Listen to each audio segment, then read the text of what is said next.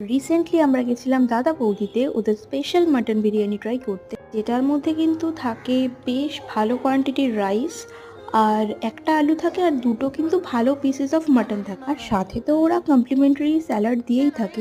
তো এবার আসি টেস্টের কথায়। আর যেদিন আমরা খেতে গেছিলাম সেদিন হয়তো আমাদের লাকটা প্রচণ্ড ভালো ছিল, আমি কিন্তু একটা পুরো নাল্লি পিস পেয়েছিলাম। আর তোমরা মাটনটা দেখতেই পাচ্ছ কতটা সফট, আর আলুটারও কিন্তু পরিমাণটা বেশ ভালো ছিল। এবার দেখো, আমিও কিন্তু দাদা বৌদির বিরিয়ানি খেয়ে অনেকবারই ডিসঅ্যাপয়েন্টেড হয়েছি। আর আই থিঙ্ক এটা কিন্তু ডিপেন্ড করছে ওদের বিরিয়ানি ওরা ওপর থেকে দিচ্ছে নাকি তলার বিরিয়ানি দিচ্ছে, কারণ ওদের বিরিয়ানি যেহেতু স্পাইসি হয়, আর তলার দিকের বিরিয়ানি দিলে একদমই ভাতটা ঝুরঝুরে থাকে না, আর প্রচণ্ড মাখা মাখা থাকে।